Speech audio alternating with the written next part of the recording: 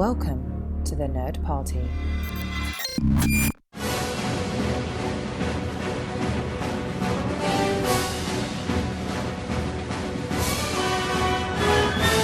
Hello and welcome to a very, very special Between Takes episode of Missing Frames. I am your host, Shawn Eastridge. Here on Missing Frames, we typically watch all the movies we should have seen by this point in our lives, but all of us here have seen these movies, so this is kind of breaking up the concept a little bit, but it's okay, because we're celebrating the 30th anniversary of a landmark film in the superhero genre. And Star Trek V. Star Trek V, ladies and gentlemen, the final frontier. It's what you are all clamoring to hear about. But before we get to Star Trek V, we are going to be going through I was about to say the entire Batman series. We're not doing that. We're doing from 89 to 97, those 4 Batman movies that made up the late 80s and 90s. Started by Burton and smashed and burned by Schumacher. And I needed to get some wonderful, beautiful people on the show to help me out. And those people are Brad Gullickson and Aaron Prescott of the Rest in Pictures podcast. Gentlemen, welcome to the show. Thank you for having us once again. I'm of a mind to make some mookie. Let's do this. This is something. Now we were talking about this. It came up spontaneously. We a few episodes back did Ed Wood, which is a movie I had not seen before. And near the end of that episode, it kind of jokingly, it was thrown out that we should just do the Batman movies and try to help me appreciate Tim Burton's Batman movies in particular. Because for those of you out there who don't know, I've never been a big fan of the Tim Burton Batman movies. I'm not really a big fan of this initial series in general. And my dislike of his Batman movies has kind of painted my opinion of Tim Burton. But, watching Ed Wood gave me a new appreciation for him. Seeing movies like Beetlejuice and things like that. I don't know. I've definitely learned to appreciate him, if not necessarily love him. And I wanted to revisit the Batman movies from the mindset of watching it with that kind of understanding. But I don't know. This is going to be a fascinating episode, I think, because we were all chatting and it became very clear that none of us are going to agree with each other on anything here. But so, Shawn, are you telling me that before this rewatch, you were a greater fan of the Schumacher films, the Batman Forever and Batman and Robin? That's 100% accurate, Brad. I'm glad you brought that up. And okay. We could just put all that right, out there. Let's do this. This is going to be crazy, and we'll get to it when we get to those movies. Trust me, I've been preaching this for years, so I'm ready for this. But I'm not. This is gonna be great.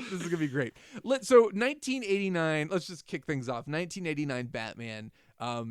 Aaron, we'll start with you. Do you remember the first time you saw this movie? What your thoughts were? Like, did you love it right away? What was it like, that first experience? No, I don't remember when I saw it. It was 89, so I would have been 5. I don't believe I saw this in the theaters, so I'm sure I just wore it out on VHS so many times. But I remember loving it. And I remember, I think one thing to definitely talk about when we're talking about the Batman films is the merchandising that comes along, because this is, like, even though it's 89, we're going to be talking about true 90s tentpole, blockbuster movies. And, the comic book movies before comic book movies were comic book movies. And so I remember having the Batman action figure, the one with that had the yellow part of his belt that was part of the Batarang, and was connected to a piece of string. And I had Bob the henchman. I didn't have the Bob Joker. Bob the Goon, sir. Bob the Goon. Bob the Goon? Is it the Goon? It's not Henchman? It's the Goon. No, it's Bob the Goon. Well, he was a henchman to me. And I didn't have the Joker, but and another piece of merchandising that completely, took my brain by storm was the Batman 89 breakfast cereal. I loved that stuff. It was essentially just the Mr. T cereal, just reformatted into a bat symbol. But yeah, it was like it was a great movie for me. Watched it over and over again, but definitely not in the theaters or anything like that. Brad, what about you? I remember seeing it in the theater. I remember it was one of the first films that I saw where I had to wait a significant amount of time to actually get into the theater to watch it. And I remember being so anxious before the film started that when the credits begin and you get the Danny Elfman score and the way that the camera flies through the logo, like I was having like a near panic attack because I couldn't handle what was about to happen. And then I remember how the film just jumps right into the back alleys of Gotham, and you're following this family as these two crooks track the family. And I'm like, oh my God, we're about to watch Bruce's parents get murdered. We're about to watch Bruce's parents get murdered. And then I remember seeing Batman already in costume, and I was just utterly shocked. And and amazed that we were already in the thick of it with this character.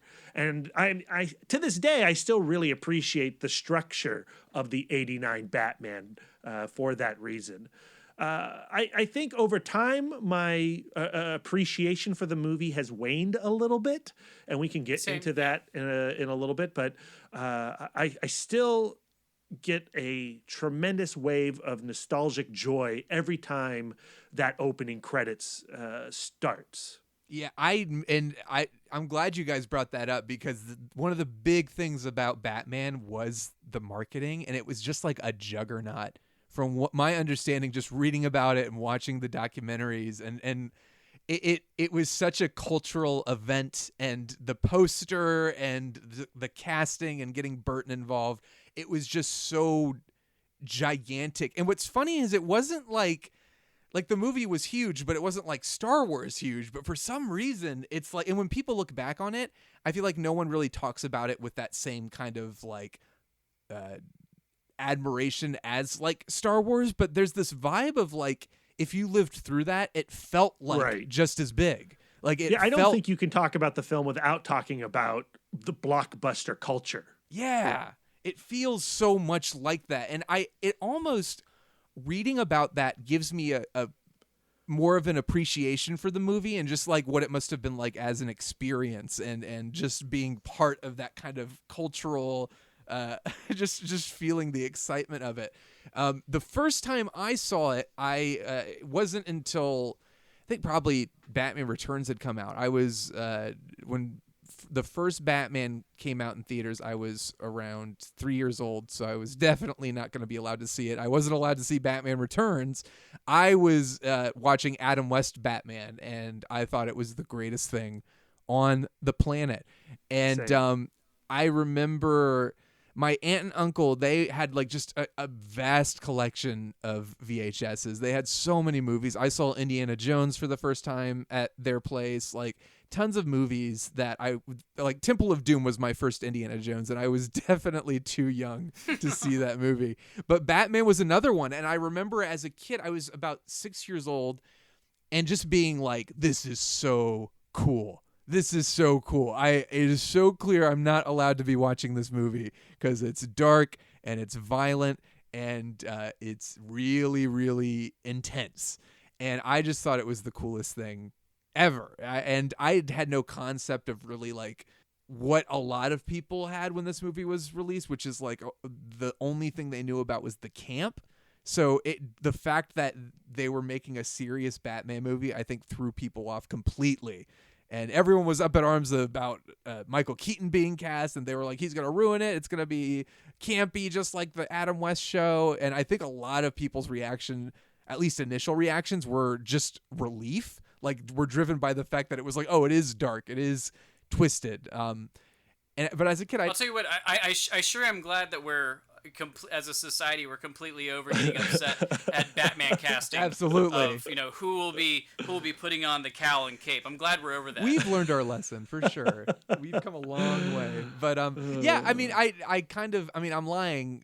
I'm a little bit misleading when I say I've never enjoyed the Burton movies, because when I was young, like I thought, I was like, yeah, this is a cool movie. I like this. and it's that was really it. It just felt like a movie that was like I could tell it was a little dangerous, and I probably shouldn't have been watching it. And that's, I think, a lot of the appeal of it for me. Well, it does go a long way in shattering the previous popular image of Batman. And, you know, that transition was already happening in the comic books of the 80s with Frank Miller and Alan Moore. Batman was growing up, becoming the dark, grim Avenger, stepping away from what we had seen in the 60s and 70s of the character, which is kind of interesting looking back, because if you compare the 89 Batman to, say, The Dark Knight or Zack Snyder's iteration, the Burton one's pretty darn campy compared to those guys. That's what was kind of funny. Whenever I revisit it, I feel it doesn't feel that dark to me. I think that's what I mean. I think when the movie came out, it was such an event, and people were so shocked by the fact that it wasn't the TV show that it kind of covered over the fact that it was still a little goofy and a little campy and a little stylized in a way that wasn't quite serious. Like, it wasn't completely serious. I think it's really like Tim Burton's style of dark. It's very it's very much like a Hot Topic dark, you know. It's that sort of edge that goes to it, like, oh, I'm mysterious and moody, but I still pay taxes on all these shirts, and they come custom fitted, and so I really dug his style, and I'm sure we'll get into what happens in Returns, but I'd always just kind of gravitated towards Batman and Joker and having Prince on a soundtrack. Yeah. It all just like meshed so well. We're all going to do the bat dance now, right? Yeah, we are. I've been doing it this whole time. Has nobody else? Oh my God. But yeah, it's funny, Brad, you mentioned kind of gradually as you've gotten a little older and seen more, like, that you've kind of, your love for the movie has kind of waned. Are there things about the movie that just don't work as well for you now, that maybe in the context of the Nolan trilogy or just other Batman stories? I think or I should say I want something a little different from comic book movies, especially of characters that I really cherish, like Batman, like the Joker. I have ideas of what those should be. And now that we've had so many different cinematic adaptations of those characters, we've had many, many flavors of them. And there are flavors that I gravitate towards over others. And what we have here is much more of a Tim Burton experience and less of a Batman experience, or it's much more of a Jack Nicholson experience than it is a Joker experience. And yeah, I think there was a time, maybe even 5 years ago or 10 years ago, where I was really down on the 89 Batman, but I've come around as somebody who appreciates how Tim Burton took what he loved of the Adam West 66 series and then just put that goth sensibility on top. He really takes these core concepts of the DC characters created by Bill Finger and Bob Kane and does his thing with it. And that's kind of what's really cool about the more iconic characters that have lasted for so many years. You can take a Batman, you can take a Superman, and you can transform them into any style you want.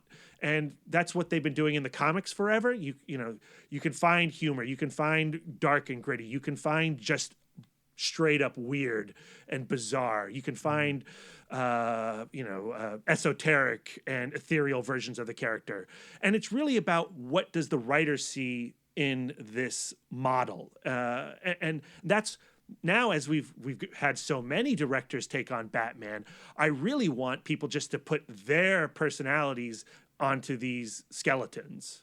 What's really interesting about this first Batman, watching it again in the context of trying to appreciate it as a Tim Burton movie, one of the things that struck me is that despite the style, there's a distinct style to the movie, there's a distinct aesthetic to the movie, and in some ways it feels like Burton, but in some ways it feels very like the studio was constantly coming in and saying, no, we can't go too far in that direction. In some ways it didn't really feel like a Tim Burton movie to me. Does anyone else get that vibe from this first Batman movie? It feels a little bit, you know what it reminds me of?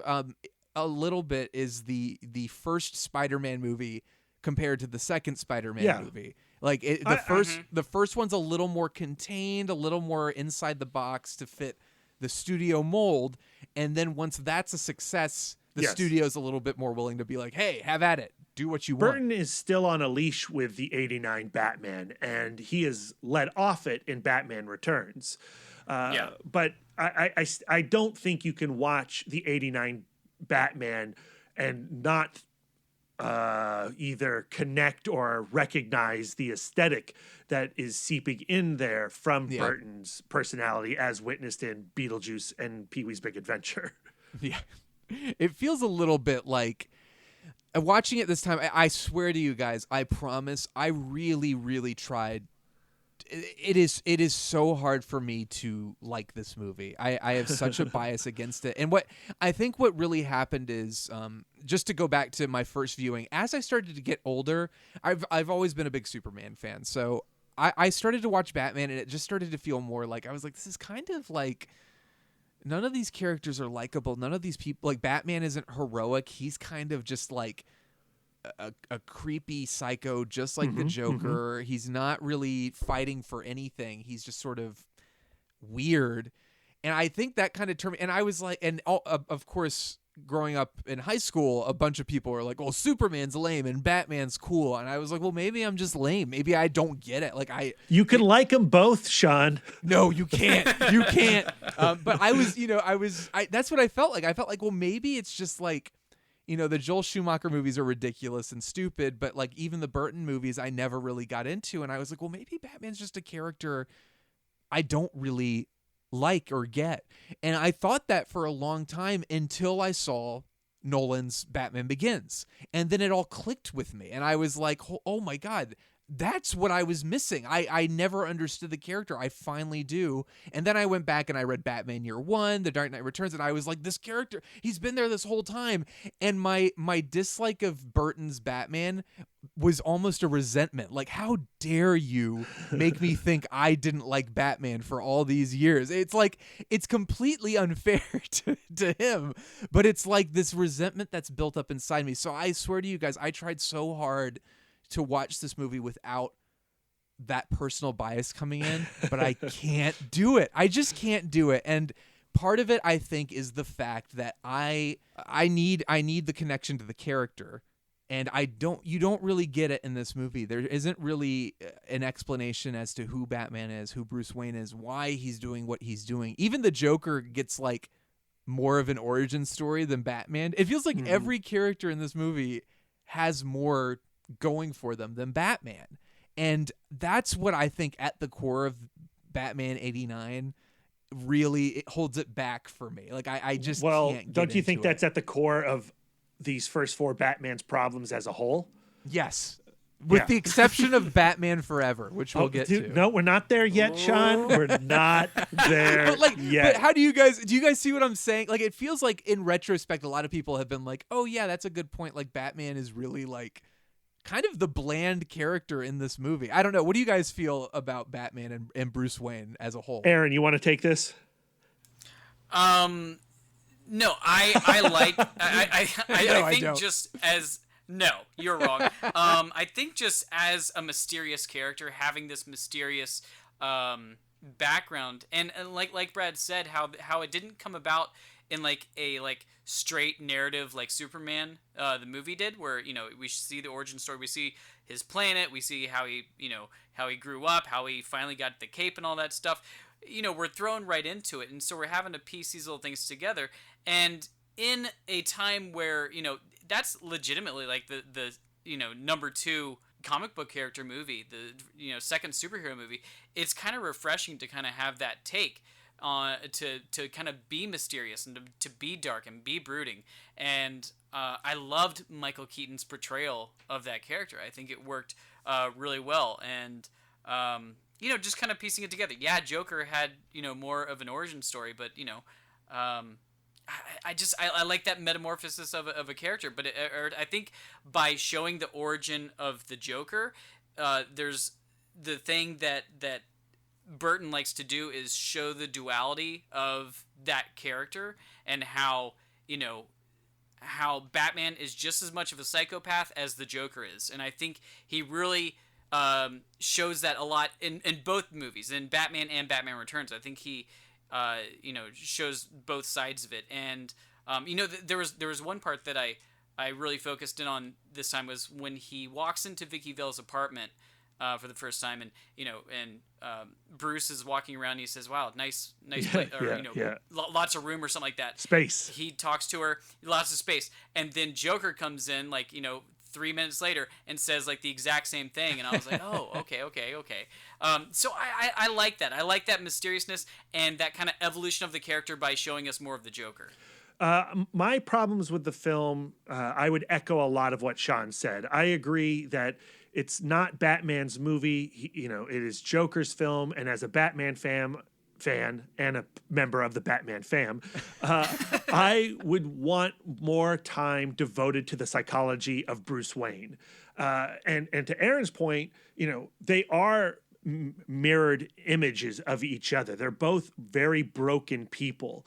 And that is an idea that Alan Moore and Brian Boland explored in Batman the Killing Joke, which came out just a few years before this. And I would encourage our listeners to jump on over to the Cartoonist Kayfabe YouTube channel, where Ed Piskor and Jim Rugg do an hour-long dissection. Actually, it's not Jim Rugg. It's Ed Piskor and Tom Scioli. They do an hour-long dissection of Batman the Killing Joke and talk about the duality of the Joker and Batman and how Commissioner Gordon fits into all that. It's fascinating. Go watch that.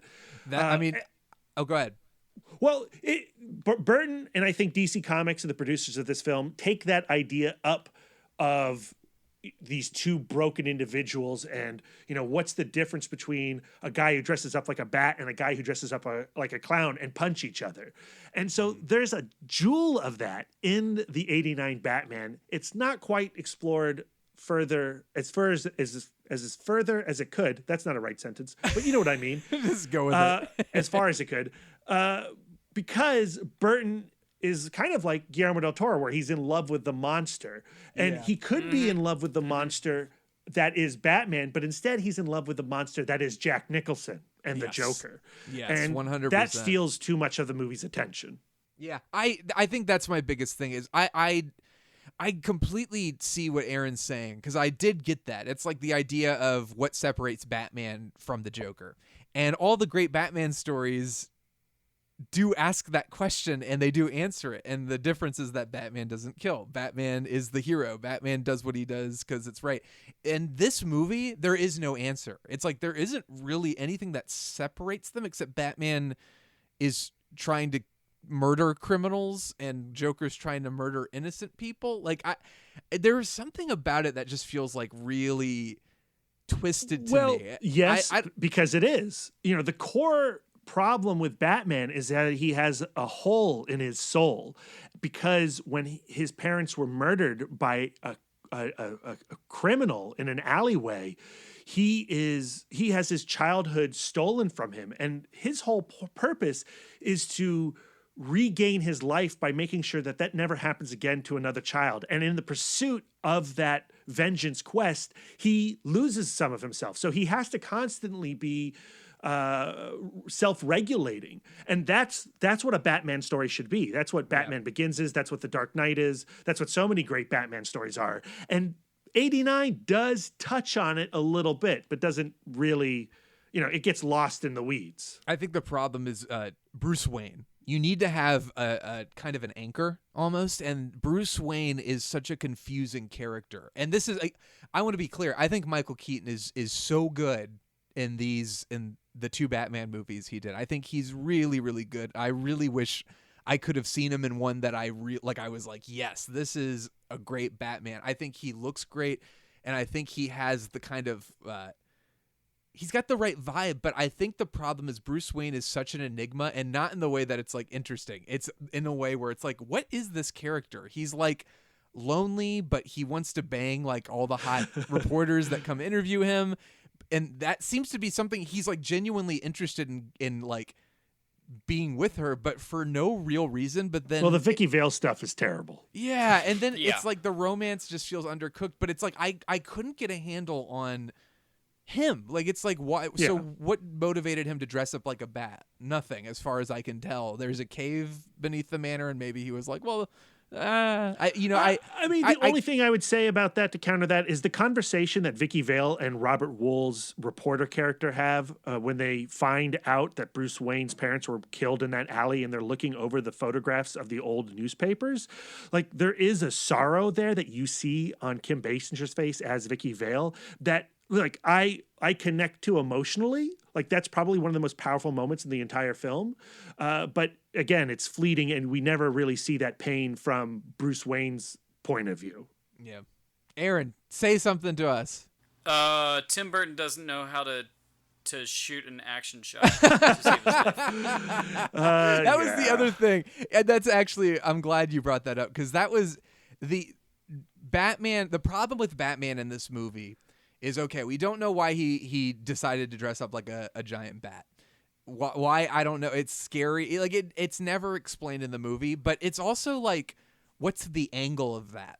You know, what I love about Batman Begins is that it goes through every step of the process more than I think any Batman story ever has. It had never been done before. That is, never been even in done the before. comic books, it had never been done the way it had been done in Batman Begins. Exactly. They explain, here's why he does it. I love the idea of this childhood trauma. For him, bats are the thing he fears, so naturally he would make that the symbol he would use to frighten others. But like in this movie, he's just dressed in a suit. So the fight scenes in particular, it's just like, oh, he punches a guy. You know, in Batman Begins, he's like in the shadows, snatching guys up. It's like a horror movie. And in this, he's just like running down the street, punching a guy in the face. They could not build a suit where he could turn his head for like 20 years. Maybe that's part of the problem.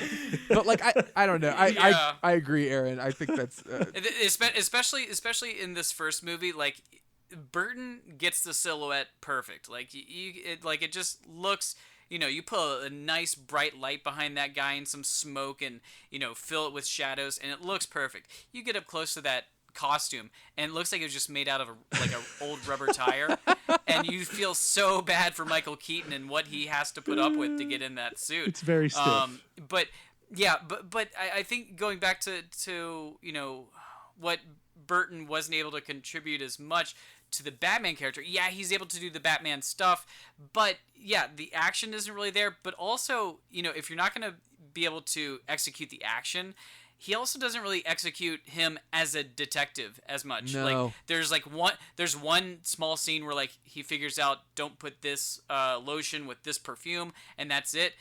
Other than that, it's not really much detective work going on. Even the Nolan films don't deal with the detective stuff. I'm still waiting for the Dark Knight detective movie.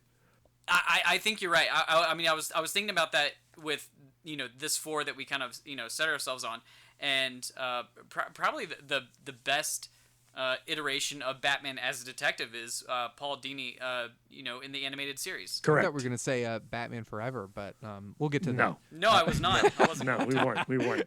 But I know we've been talking a lot about the 89 Batman. We've got many more Batman to talk about. But Shawn, is there anything about this 89 version that, you know, gets you a little excited?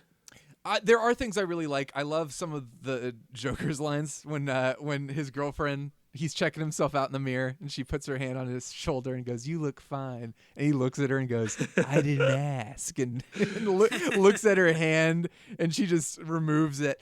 Jack Nicholson is having a ball. It's some of it's funny, some of it doesn't really work for me. It just feels like Tim Burton was really like, "All right, Jack, just do your thing," without much guidance. So it really is like just Jack Nicholson, manic Jack Nicholson, in the same way it's manic Jim Carrey in Batman Forever.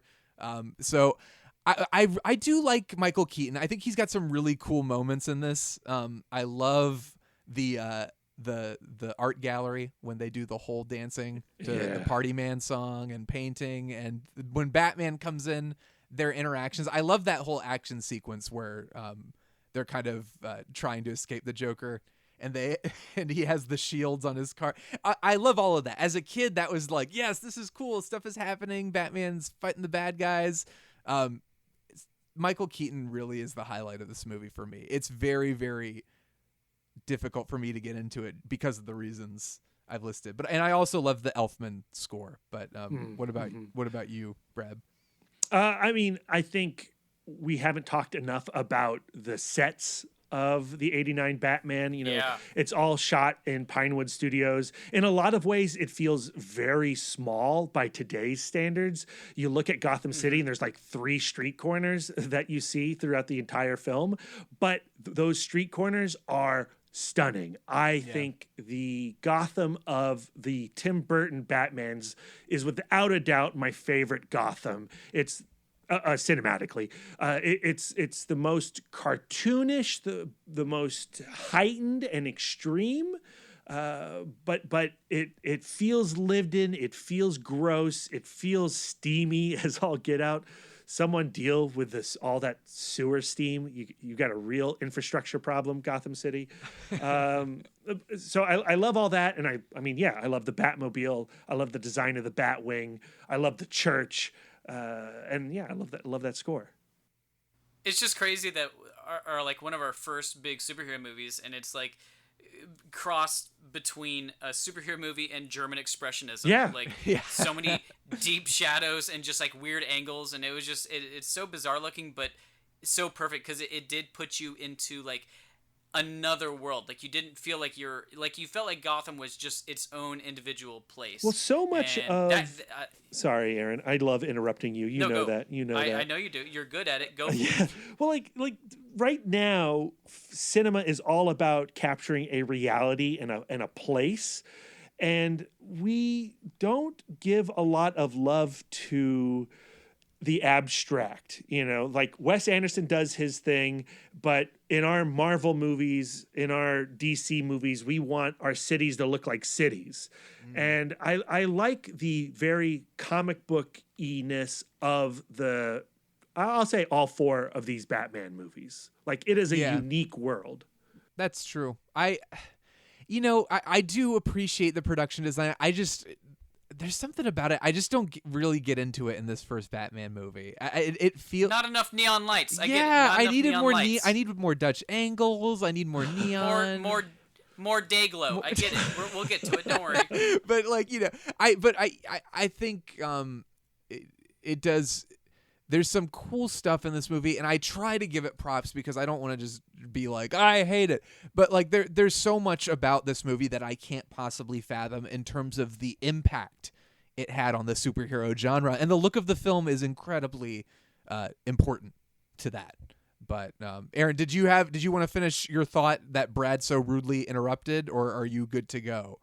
No, it's already flown away. I feel like we should move on to returns. All right. The superior. So let's go ahead.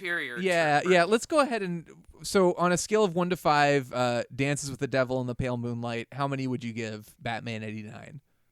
I go first. Yeah, go for it. So when I'm talking to Shawn, I would give it 4 out of 5. But in reality, I give it 3 out of 5. Aaron, what about you? I think I'm right there with you. I want to bump it up for the naysayers of the world, but it's in the 3.5 world. I give it a 2. Moving on. Batman Returns. Let's talk about Batman Returns.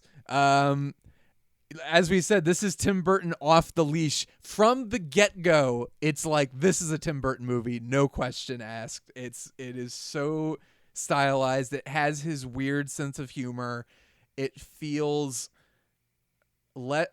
even less like a Batman movie and more like a personal film of his. But Brad, when did you first see Batman Returns? Again, saw it in the theater. I was super stoked. I was probably just as anxious as I was when I wandered into the first Batman film. And from the jump, I was super disappointed as a child. I hated Batman Returns as a kid. I was like, what is this nonsense with a circus gang during Christmas? And why are they associated with the Penguin? I just don't understand the logistics of this criminal underworld.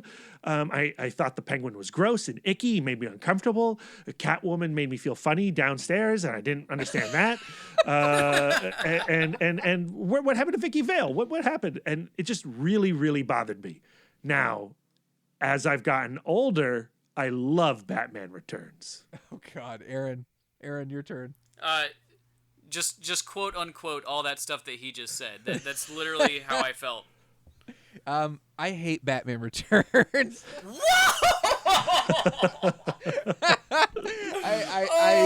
I will say this viewing, I think the last time I watched it, my hatred of it was so strong that it allowed me to not hate it as much this time around. But I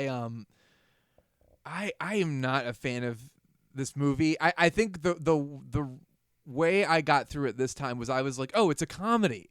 It's a dark comedy. I think I am so people have always been like, Burton's amazing. Oh, they're so dark and da-da-da. And I think I hadn't seen Returns in so long. And when I watched it, I was like, this is stupid. Like all the stuff that people start to like the villains being goofy and having punny jokes.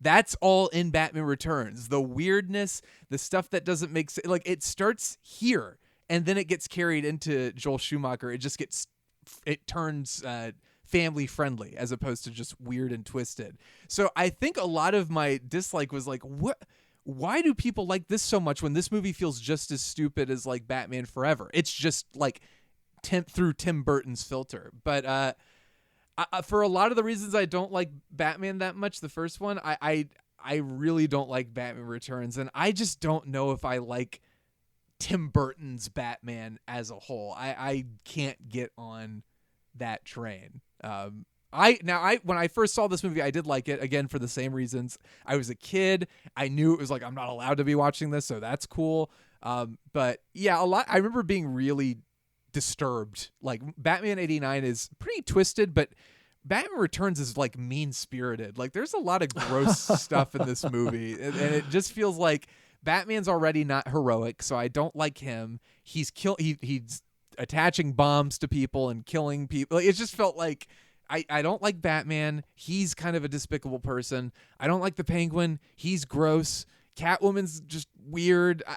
And the humor just didn't work for me. So it just, a lot of things just don't work about this movie for me.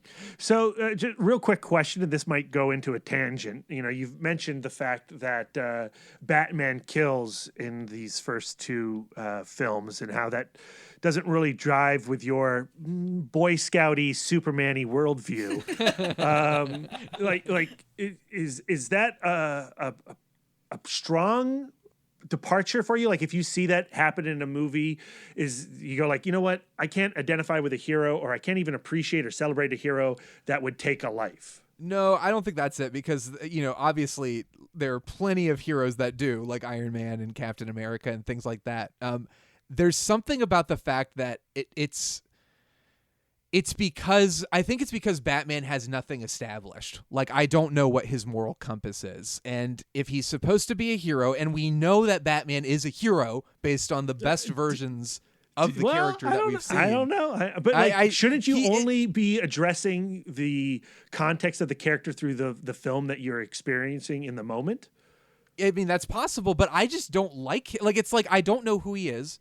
I don't know why he does anything. What separates him from the bad guys? Nothing. So I just don't like, it's like, why do I care? I get what you're saying. I'm bringing a lot of something. I swear to you guys, I know you don't believe me, but I swear to you, I tried to watch these as their own thing. But the problem is, you know, if I want to bring the comics into it, I can be like, Batman doesn't kill for A, B, C, and D.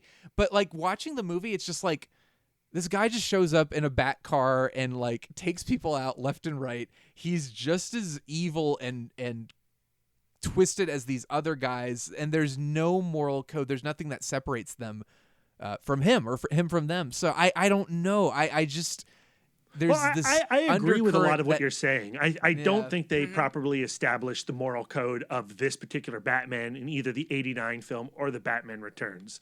So I agree with you on that front.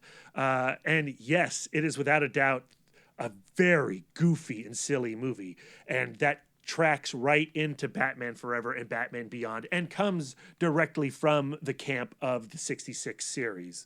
But like for me, now that I have like given up my childhood disgust and weirdness surrounding all the emotions that erupt from all this grotesque imagery, now I look at it and I just fully engage with the Tim Burton madness of it all. Yeah, there's an angle there to be appreciated. I will agree with that. You guys kind of helped me appreciate Tim Burton a little bit more. So watching it from that angle, I was like, I kind of do appreciate that Burton was like, oh, really? I can do it. Oh, well, okay. I'll do whatever I want then. I think it's just like his take on the character just is not, it's not as interesting to me. And it just... For me, this is where Burton really... kind of does his hybrid version of what Burton is and what a comic strip would be, and he kind of fuses that, and the thing that Burton seems to really gravitate towards, which I think we've kind of seen throughout his entire filmography, is that he gravitates towards the weirdos. I mean, such a big part of this was especially the villains. Yeah, you have Batman, he's your hero. But I feel like you can just say he's a hero. He's there to fight crime. I don't know if I need that much more to like be defined for my hero. I kind of get everything else that's kind of like iffy about the character. But when it comes to the Penguin, there's a lot of, especially when you hear it in the music, there's a lot of sympathy for the Penguin. Yes. He's dismissed by his parents. Not dismissed by his parents, murdered by his parents. He wasn't murdered. He was dumped in a river and fell into a sewer. So, the parents were killing that Noah. baby. No, Moses. No. Moses. They were not Mosesing this child. This Get is your not Bible you stories did, you right, did. people. No. This is not So Superman. This is not Moses. This is two parents who are disgusted by their mutant child and they dump him into the sewers. Like, it is Agreed. a brutal origin for the Penguin. And if you want to talk about sympathy, like that, I understand. I relate to the Penguin in this movie, not Batman. No, I agree with you. That's what I'm trying to say is that a dismissal, a throw down to garbage chute, wherever you want to say, he is completely, the parents are just like the worst things for him. And so he essentially runs away with the circus. He's only accepted by freaks. This is literally the Tim Burton story. Yes. There's like, this is the lonely goth kid, like, looking for attention and looking for somebody to recognize him and to find other people that feel the same way that he does. And that's why I find the Penguin such an interesting character. But even beyond that, Catwoman is one of the best characters of the entire franchise, full stop. I can agree with that.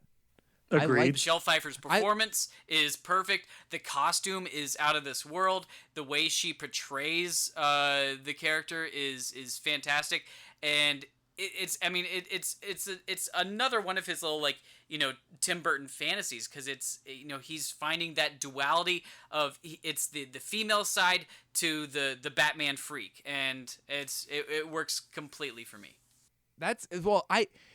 I'll clarify. I think some of the stuff again, a lot of like the humor in this movie feels like Schumacher to me. I think, again, it baffles me that people are so against Schumacher, and yet it's all here in Batman Returns. So a lot of that comes through in Catwoman's character. That being said, Michelle Pfeiffer is great. She's great. Like, Danny DeVito is amazing. I don't get it. Like, so Bruce Wayne's attraction to Selina is initially because he's like, oh, she's a hot secretary and I like her. The way Bruce Wayne behaves, like when he's not Batman, is baffling to me because he cracks jokes and he's not like brooding or darker at all. And then all of a sudden he's like, no, I found somebody. We're the same, Selina. I finally have you in my life. Please, please. It's just like I don't get a single bit of tragedy from Bruce Wayne when he's just hanging around the manor with Alfred. Just he's a real goofball. Yeah, it just doesn't mesh for me.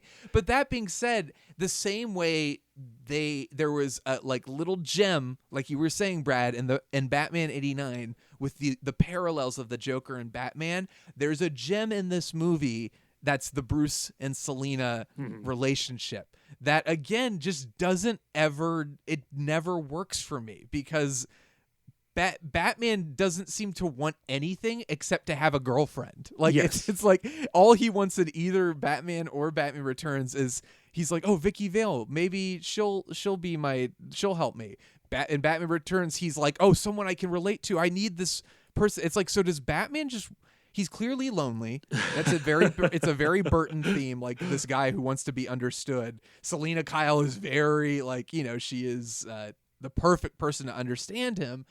But like that seems to be the only thing that drives Batman is just this need to be like loved by somebody. It's just it feels weird to me. Watching Batman Returns, you get the impression that Tim Burton is saddled with the Bruce Wayne character. He wants nothing to do with this character.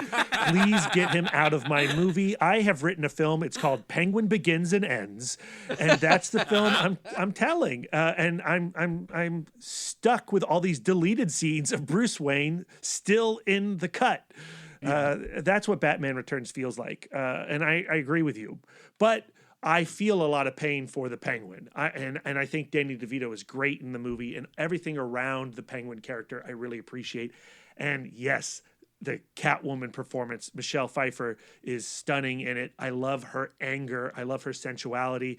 I love her hatred of Max Schreck as played by Christopher Walken. And I love Christopher Walken as Max Schreck.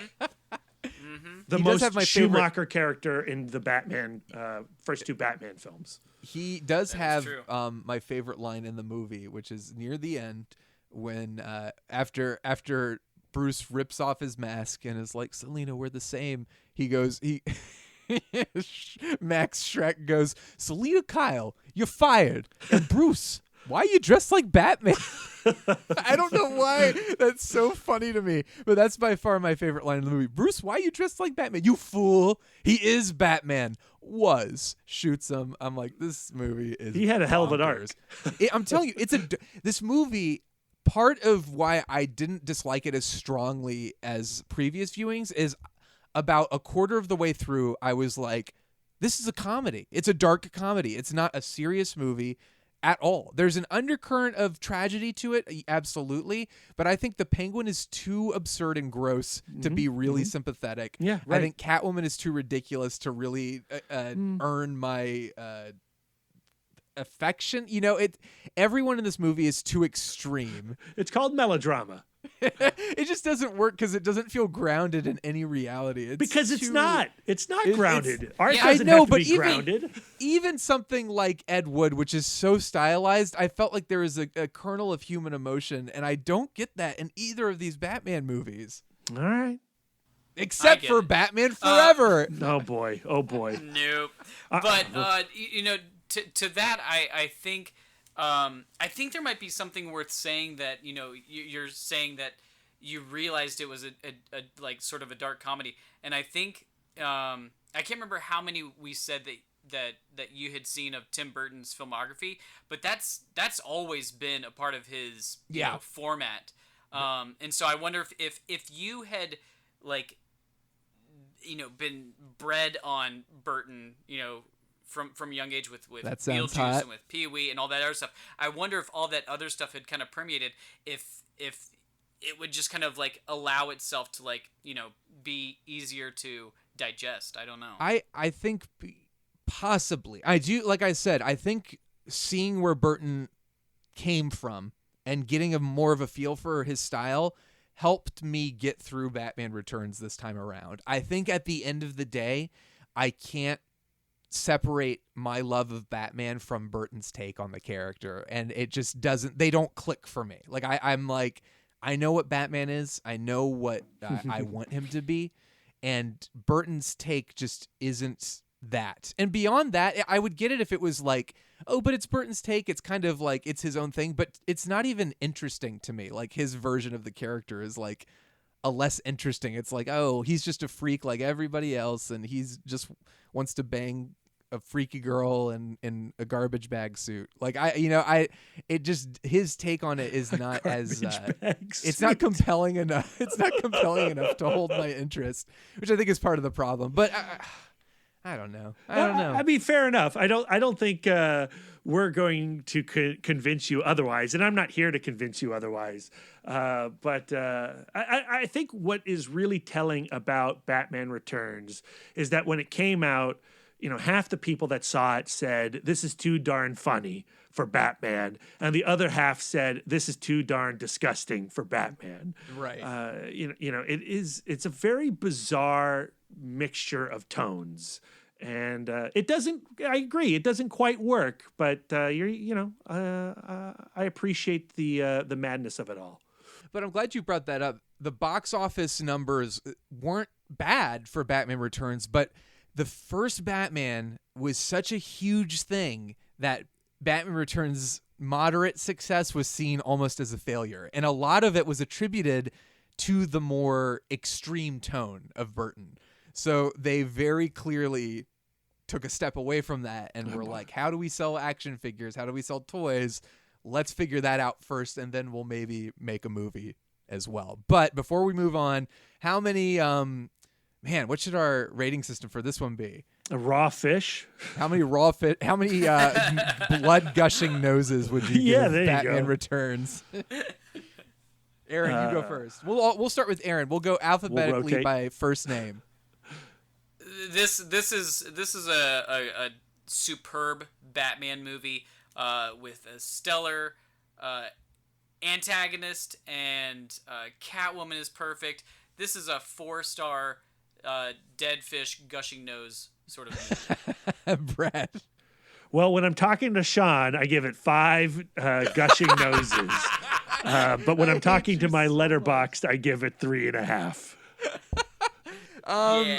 I think before my rewatch, I would have given this like 1 star. No joke. I really hated it.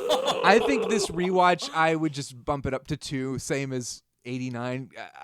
I don't like it, but I appreciated the Burtonness of it more. And like I said, it's a dark comedy. Once I started watching it from that angle, I was a little less put off by it. And next time you watch it, just fast forward through all the Bruce Wayne scenes. Those are some of my favorite. I love, first of all, I love that he has a bat signal that projects into his study. That's fantastic.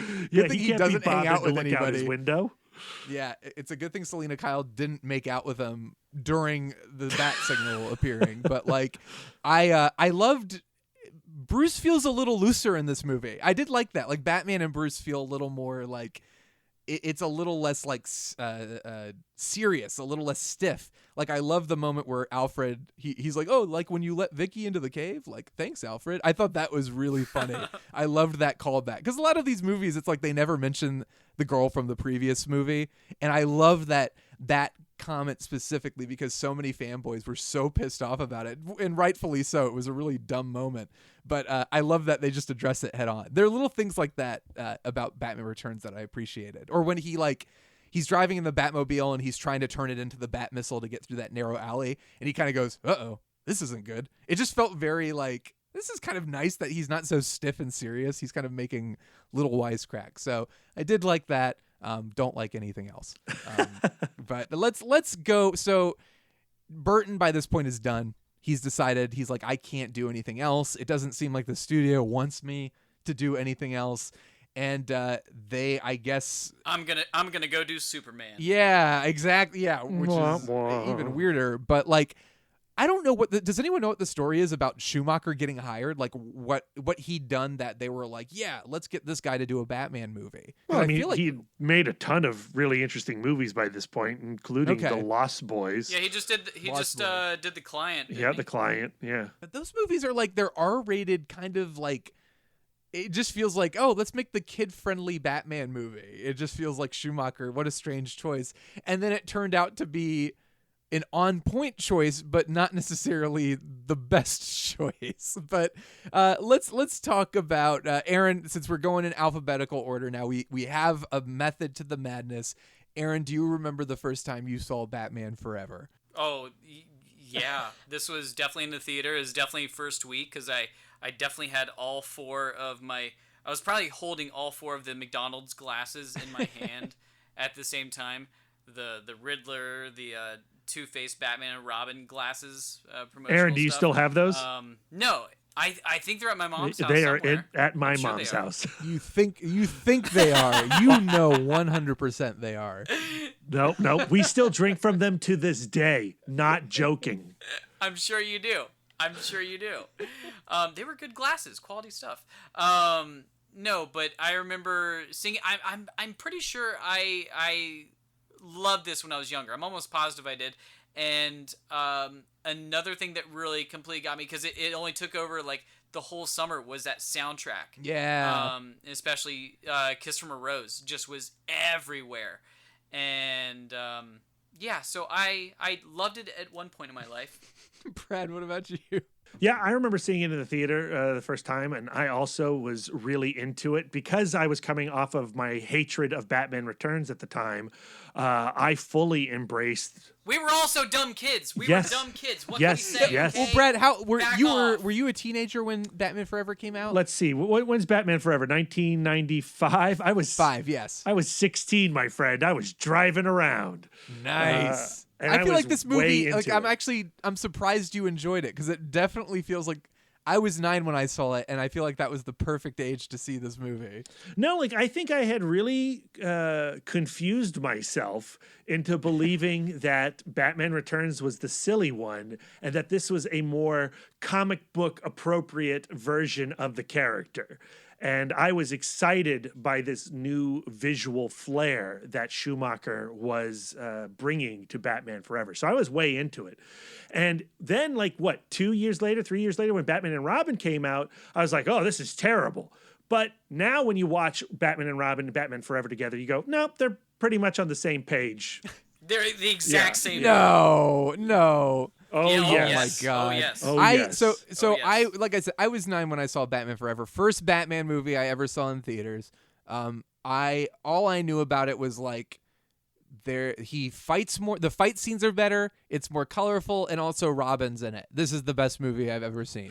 That was basically it. I had a bunch of action figures, but I remember really liking it just because it was very clearly like there was something more bombastic about it. It felt more grand in scale. Like Batman and Batman Returns feel kind of low key in some ways. Like they feel more muted. As ridiculous, I know we've just gone on about how ridiculous Batman and Batman Returns are, but compared to Batman Forever feels like it has more. Like, I think you're on point, Brad. I think it feels very comic booky, and the reason I think it's the best one of these first 4 movies is for the first time Batman is the main character in his movie, and it is the only one that tries to explore the character is of that Bruce true? Wayne. It is true.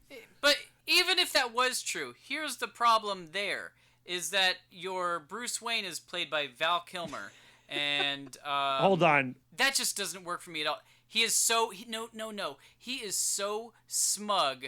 It's just like, I just want to punch him in the face every time I see him. And then when he puts the... No, wait. And then when he puts the Batman cowl on, all I can focus in on are his big, pouty, stupid lips just poking out of that face mask. And it makes me want to punch that even harder. Like, I just don't get... This movie is so 90s. I'm not comfortable with all this body shaming that you're doing to poor Val Kilmer. He's a handsome man, Lips are sir, and he not on the fills out body. that suit quite well. And I actually like him as Bruce Wayne. I think he's a solid Bruce Wayne. Okay. I think again.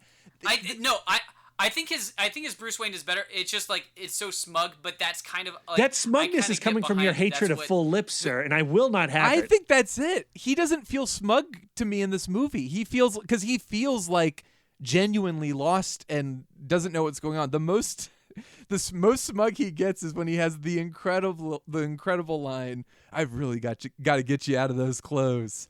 Excuse me? And into a black dress. It was like, oh, Bruce, just maybe work on your timing a little bit. I mean, there's a lot of weird, problematic relationship stuff between Bruce Wayne and Dr. Chase Meridian, as played by Nicole Kidman. But I got the vibe. He doesn't feel smug to me. He feels like kind of like, for the first time, he feels kind of like a real person. Like, I never really understood Bruce Wayne or Batman in the first two, but for the first time, it's like, oh, this is why he does what he does, and it's clearly tearing him up, but he still wants to do the right thing. That sounds a lot like Batman. I mean, they put those words in his mouth, Shawn, but like, I don't know if it's actually a revelation of character as much as just here's a bunch of exposition coming out of those beautiful lips of Val Kilmer's. At least there was something. For the first time, it felt like Batman wanted to protect, to save people. And in the first two, I just felt like I think you're just trying to make Batman your Superman, and it's just not going to happen, sir. I don't need Batman to be my Superman. I just want him to the whole thing with Batman is there is a blurry moral code, but he is defined by certain things. And he's like, I won't kill anybody. I won't do this. All the best stories are they're about his struggle not to give in to that. I mean, not necessarily. I will say. I feel like the Dark Knight Returns, maybe not year one, but the Killing Joke, where I guess it depends on your interpretation of the ending. But so much of it is it hinges on he kills the Joker, Shawn. He kills the Joker. It's called the Killing Joke. He kills the Joker. Grant Morrison is right. I agree with you, but I know there are people who think he doesn't kill the Joker. I'm just saying Batman is a hero. He his whole reason for doing this is because he wants to protect people. He wants to prevent terrible things from happening to people. He's twisted, yes, but there is that part of him that separates him from the criminals. And in this movie, I appreciated the fact that he that he feels like a hero, like he's trying to do the right thing. I think these movies are trying to make him a hero. I agree with you. I never have seen Batman as a hero. I see Batman as a broken human being, and that's the version of Batman that I appreciate the most. But yeah, they Batman Forever, especially. I think they throw the word hero around several times. He is very much a superhero. It's Dr. Chase Meridian's first superhero client, and she's very excited about that. Bats aren't rodents, Dr. Meridian. But Batman Forever's biggest thing is it's made by a guy who goes, you know what? What's the big word in the phrase comic book is comic, and I want to heighten it to a comic sensibility. He really does want to bring Adam West's back to the franchise, and I think that's valid. I think that's totally valid. Yeah, in a very big way, and I think the thing that I really reacted to with the first two Batman movies was that he was the type of hero that the cops didn't want to work with, and that there was a there was a dual role of the type of hero that he was. In this one, it literally throws right back to the 66 Batman, and he's the very first scene he drops in at that bank where the Joker's, or not the Joker, Two-Face same diff. Breaking into. Yeah, same guy. And he's working right there with Commissioner Gordon. It's just there's no, no issues, no problems whatsoever. Yeah, but at least there's... It was too clean, too simple. There's an attempt to at least give him a relationship with Gordon, which is one of the most important relationships in Batman's whole franchise. It just felt none of these movies treat Commissioner Gordon with the respect he deserves. He's basically a bumbling guy who's well, what's going on? I love I love the moment in this movie where they light the signal and they're like, he's not coming. And then Batman shows up, gives them the thumbs up. And then Commissioner Gordon shakes his like fellow cop's hand as if they did anything. That's like the most Commissioner Gordon does in any of these movies. But you're absolutely right. It's an attempt. It's an homage to Adam West Batman. It's not good. It's not a great homage because the movie can't figure out what it wants to be tonally. It's like, is it serious and dark and exploring the psyche of Bruce Wayne, or is it Adam West Batman? It's like the villains come from the Adam West era, but the Batman character is like Tim Burton, what Tim Burton tried to do, like the seriousness of it. So it just doesn't work when Batman isn't in on the joke. Yeah, I mean, I agree with you. I think in rewatching the Schumachers for this episode, I appreciate how different they are from really any other interpretation of the character. You know, yes, I recognize the Adam West influence, but it is very much a Schumacher movie. And I like that stuff. I actually like the day glow. I like the heightened Gotham of this film, how they take those small sets of the 89 Batman and Batman Returns and expand it out through some, early digital wizardry. That stuff all works for me. What does not work for me in Batman Forever are the two villain performances from Tommy Lee Jones and Jim Carrey. That's where I can't deal.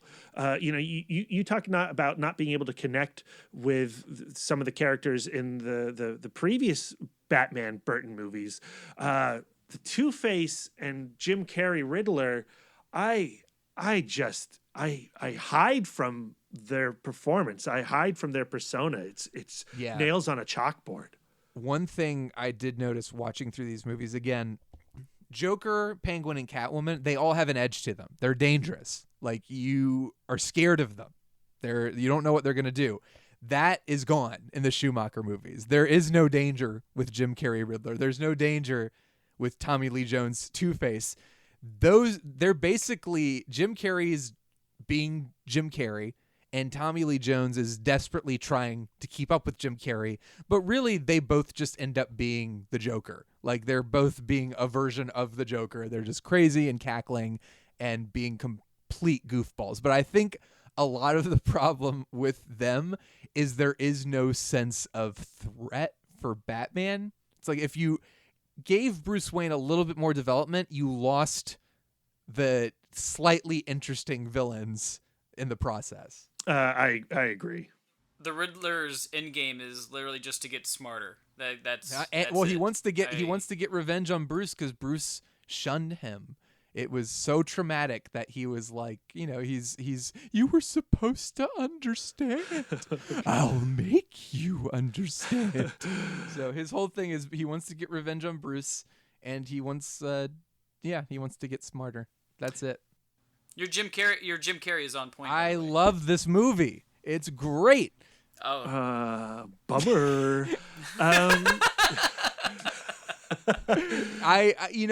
There is part of the appeal of this movie for me is the fact that it is so 90s, and so much of that is just Jim Carrey. Like, it is right at the cusp of his really taking off. It was, I think, Ace Ventura and Dumb and Dumber had just come out, so he was literally like rising star, and Batman Forever was like the thing that cemented it.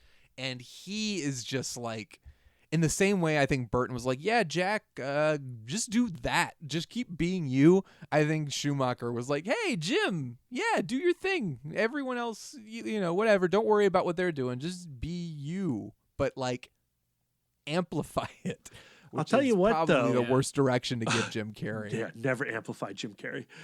Can you name another performance that Tommy Lee Jones has given that comes close to whatever the hell he's doing in this movie?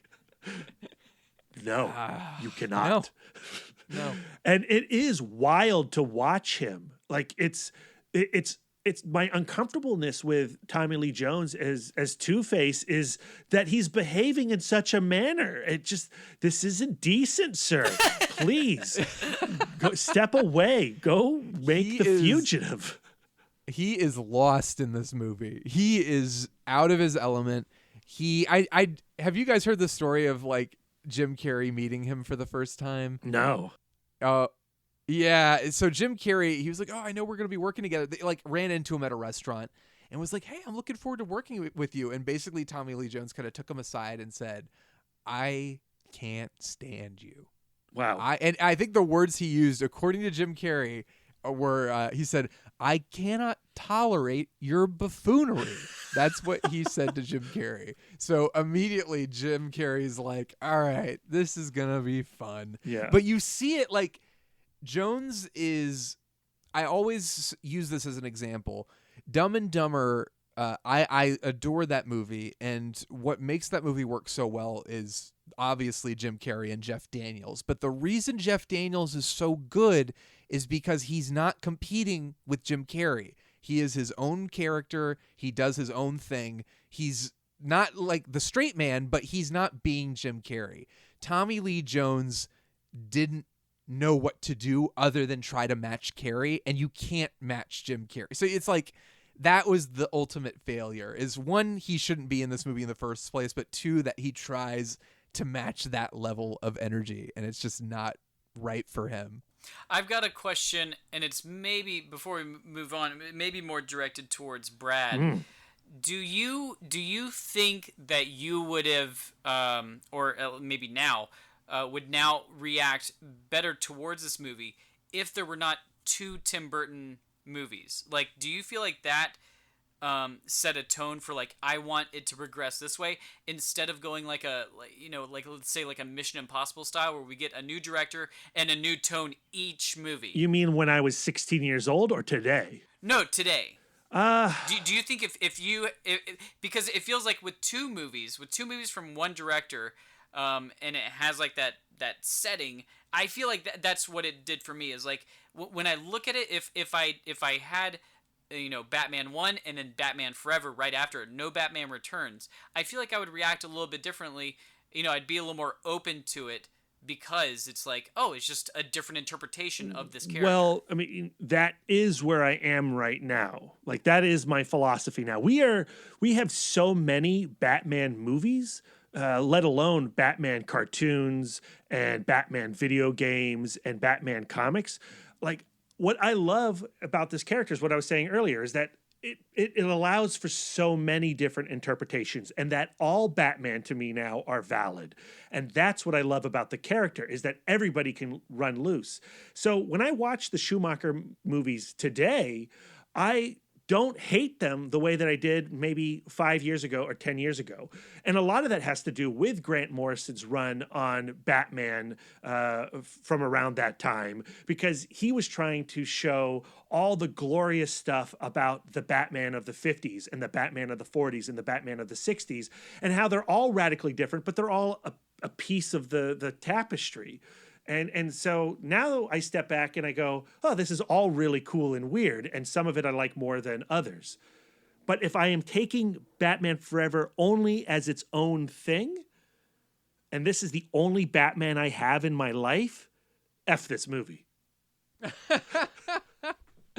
Oh, well, I guess final rating, 1 to 5, Val Kilmer's pouty Aaron anger-inducing lips. It should be his mole that Jim Carrey's Riddler is so excited about. His mole. No, I like those pouty lips. I'm giving him 1.5 pouty lips, just the top lip and then half of the bottom lip.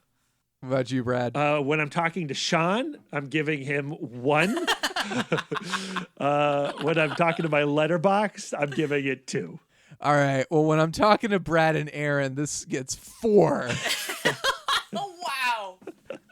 But I think genuinely I would give it probably 2.5. Okay. What did you, hold on, wait 1 second. What did you give Batman Returns again? I gave that a 2. And this is a 2.5. 2.5. So I'm not crazy. No, I know I this think isn't so. a great movie. Just real quick. I think it's ridiculous, and I think it is the only one of these 4 movies that tries to explore Batman as a character. And that's the I element that appreciate gives you that. the half a star.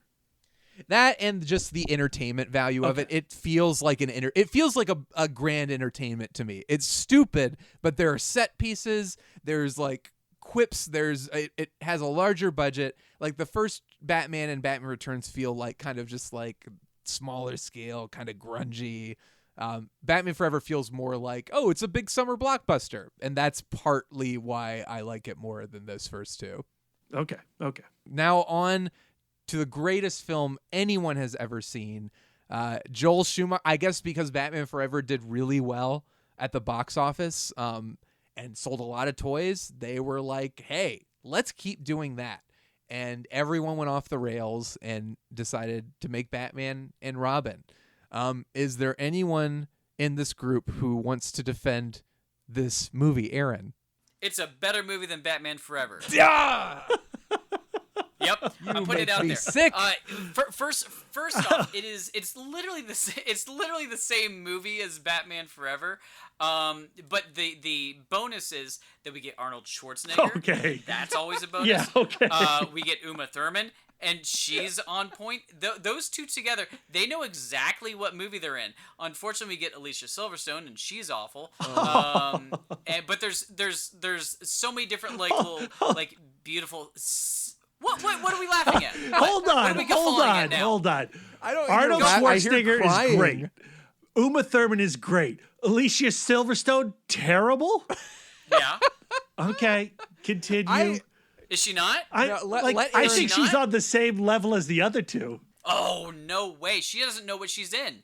She's completely clueless, if you will. Get the heck out of You're here. waiting all night to do that. Leave this podcast, sir. Well, wait a second though, because like, okay, Arnold Schwarzenegger, yes, that's a given because like, what the hell is going on? He's Mr. Freeze. What's happening? But Uma Thurman is basically just doing Michelle Pfeiffer's bit in this movie. It's the same character as Michelle Pfeiffer. She's like, a nerdy kind of like insecure, a secretary almost to another guy who murders her, and she comes back to life and is like hot and like sensual and trying to get into Batman's utility belt. It's the same thing, only not as good. I do believe I told you Catwoman was the best figure of the franchise, so why not just do it again? Listen, I want to... I feel like you need to preface this with both of these movies are terrible, like terrible, awful movies. It's just that Batman and Robin is slightly better than Batman Forever. I know I'm in the minority. That's just Aaron's hot take of the day. You're just being a contrarian. Oh. No, I am not being a contrarian, sir. Well, okay. First time. Do you remember the first time you saw Batman and Robin, Aaron, and what your feelings were then? I honestly don't. I can't recall. I feel like I kind of feel like I didn't like it. Like I thought it was like too goofy. I feel like I'm trying to think of what age I would be at that point. But I feel like I thought it was too kiddie. Brad, what about you? I first saw it in the theater at Centerville Multiplex in Virginia, and I hated it the first time I saw it. And I remember going, this is no good and nowhere near as solid as Batman Forever. And I have no idea why I thought that, because they're the exact same movie as far as tone and style. Some of the plot beats and like even the musical cues I feel like they took the musical cues from Batman Forever and just put that into the editing, like whatever editing software they did, and they just cut the movie to that because it feels like all the orchestral cues are exactly the same as they are in Batman Forever. First time I saw this, I was 10, and I was convinced this was the greatest movie I'd ever seen in my life until I saw Lost in Space the following year. Oh my God. That became my favorite movie. Poor child.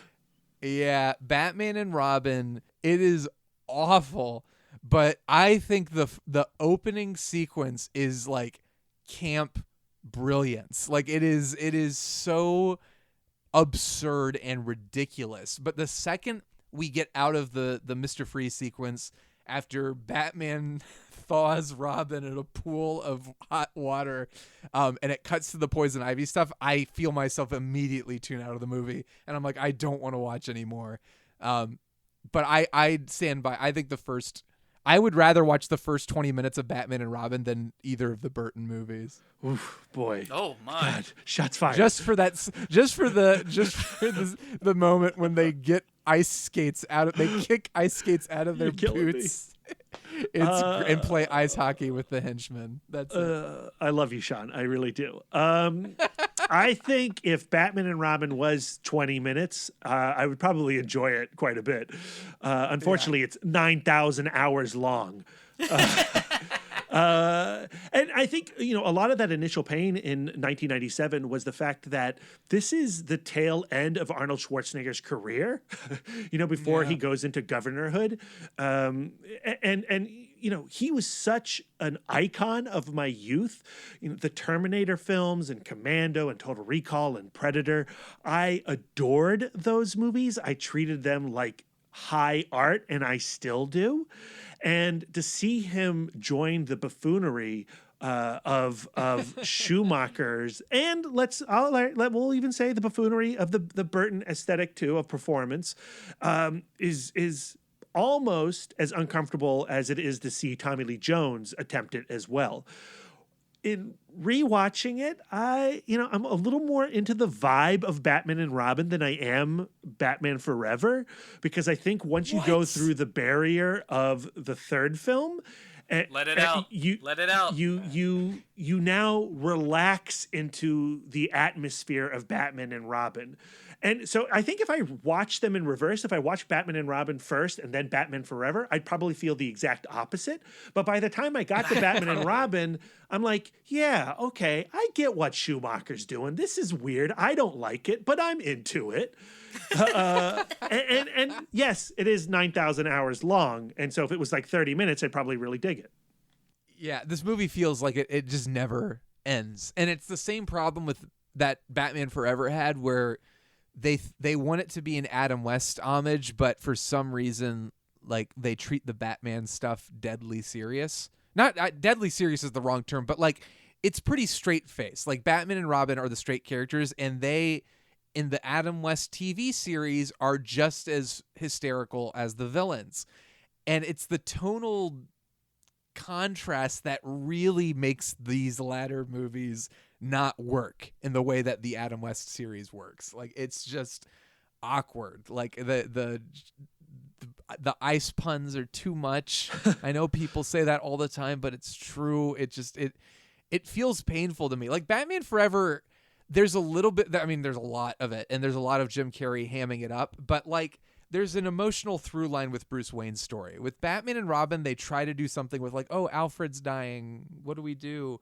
But like, the camp factor feels so amped up in this movie. Like, I feel like Batman Forever has one foot in Burton land and one foot in this movie's land, and that's why I don't dislike it as much as Batman and Robin. Okay. Yeah. Is there anything good we can say about Batman and Robin? Can anyone do that? It's really great to see Coolio in a film, right? Yeah, hanging out with a bunch of biker children. There's like a biker child gang member. I don't know, from from a pure camp level. They spent a lot of money on these sets. They spent a lot of money on these suits, and it's kind of amazing to witness. And so I appreciate it on that front. Nipples. Yeah. Yeah, I have no problem with the bat nipples. I don't understand the hang up. Like, I'm with Joel Schumacher. Roman armor was anatomical. Batman suit should be anatomical. My bat suit would have nipples, guys. Not a big deal. It'd also have bat dong, but let's not talk about it. I'm glad we got that. That's, I think, all we really needed to hear. Let's end on bat dong. That's perfect. Yeah. Part of the reason I enjoy the Schumacher movies more than the Burton movies is because on I don't know, the camp factor and the stupidness of it. Like, it is so bonkers. It just is like, what am I watching? And there's some element of that to Batman Returns, but the first two Batman movies feel like almost spiteful in a way, in a way that doesn't make me have fun watching them. Whereas Batman Forever and Batman and Robin, I can be like, this is insane and I'm having a blast. At least for the first 20 minutes of Batman and Robin. For the rest of the movie, I start to feel like, oh God, what's happening? Batman has a Bat credit card. Oh, okay. Why is Robin screaming like a gorilla when Batman turns off his motorcycle? I can't get behind this. I also love when they make that jump and Mr. Freeze is laughing and then he goes, uh-oh, and Batman, as if he's a 5-year-old, and Batman knocks him unconscious, and it's like, wait, what just happened? And before you can even process what's happened, the big villain of the movie is laying unconscious on the ground, and it's like, is that it? What happened? Yeah. I love that this movie is so it's the type of movie that includes that moment, and it's terrible. But the soundtrack has Smashing Pumpkins on it, and Hard pass. Yeah, and there's, oh God, how dated, the Gotham City by R. Kelly. Oops. Oh, jeez, this is Warner Brothers is probably gonna want to go back and special edition the end credits of this movie to remove that song. But yeah, I don't know, guys. Batman and Robin. On a scale of 1 to 5 bat nipples, how many bat nipples would you give Batman and Robin? I feel like there's nothing. Is there anything more anyone wants to say about it? I can't imagine, but I'm good. No. Yeah. All right, bat nipples, go. Aaron. I'm staying anatomical. 2 bat nipples. Oh my God. All right, Brad. If I'm talking to Sean, I'm giving it 3.5 bat nipples. So that's 3.5 for Sean. If I'm talking to Aaron, I'm giving it 1 bat nipple. And if I'm talking to my letterbox, I'm giving it 2 bat nipples. All right, I'll give it. I'd probably give it 1.5, which is funny. I think I would have rated Batman Returns lower prior to this rewatch, but I think Batman and Robin is probably still the worst. It's just so intolerable. But I will say I do enjoy watching it more as a whole, just because it's strange. It's a strange thing. But we did it. We made it. Yeah. What is it's a 90 we got 90 minutes of us talking about this insane franchise. I mean, Batman 89 is 30 years old. That's kind of awesome. Yeah. And it's a movie.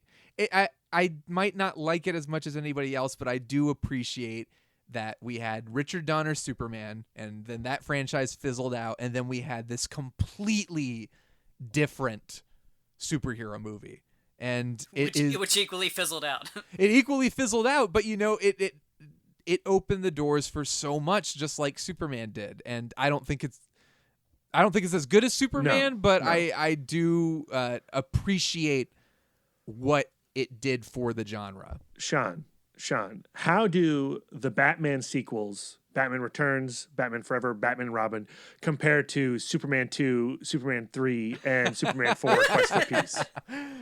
God. Oh man, that's another episode. Superman 2 is decent. It's not great, but it's not terrible.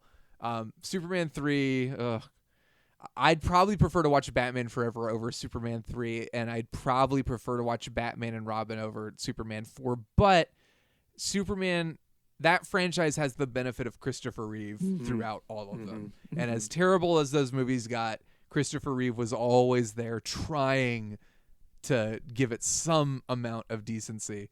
So they get props for that. And on this, we can agree. Finally. But gentlemen, this has been such a pleasure, and I want to open the door for Aaron. You go ahead and start, and Brad, feel free to interrupt. But Aaron, tell the good people at home about the amazing Rest in Pictures podcast. Absolutely. So it's the podcast that we focus on one cinematic figure, and we that has passed away, and we look at their entire filmography. We just did John Singleton on our last podcast, which was a great podcast. We actually had a guest on physics. He came on and we went everything from Boys in the Hood to Higher Learning to Shaft to Abduction. We did a lot of movies, and right now we're working on our Agnes Varda episode, so it's a lot of fun. Yeah. So you can find us at Rest in Pictures anywhere, Instagram, Twitter, Tumblr, all that fun stuff. You can find me. I'm at A Cool Hand Fluke. I'm usually saying inappropriate things I probably shouldn't be on the internet. Like Batman and Robin is better than Batman Forever? That's one of them. Yeah. Brad, what about you? Tell the good people at home about ItModcast and your Twitter handle. Give us all the deets. I can do that. When I'm not on Rest in Pictures, you can find me on the In the Mouth of Darkness podcast. You can follow us at ItModcast. We have a channel that's devoted exclusively to interviews called the ItMod Chatcast. We recently went down to New Orleans and partook in the Overlook Film Festival. We've got interviews with legendary filmmakers Larry Fessenden, Mick Garris, Adam Egypt Mortimer, all coming onto the show. Lots and lots of cool conversations in our near future. So find us there at ItModcast on Twitter and Instagram, all the social medias. You can follow me on all social medias at MouthDork. And I am here on the Nerd Party Network every other week producing a Missing Frames episode. As I said, it's the show where we watch all the movies we should have seen by this point in our lives. And I am on Twitter at YayShondorman, on Instagram as Shondorman. And then feel free to follow the Nerd Party. We're on Twitter at Join Nerd Party, on Instagram, The Nerd Party, and also on Facebook as The Nerd Party. And if you like what you're hearing, give us a star rating on iTunes. Give us like all the bat nipples you can possibly imagine. We would greatly appreciate that. But send them exclusively to Mr. Brad Gullickson. Here is his home address. And that would be great. Gentlemen, thank you again. This has been a pleasure. I think we can all agree that we're going to need a bigger cave. Yeah, for sure. And we can all agree that Batman v Superman Dawn of Justice is the best Batman. All right, good night, guys. This podcast is over.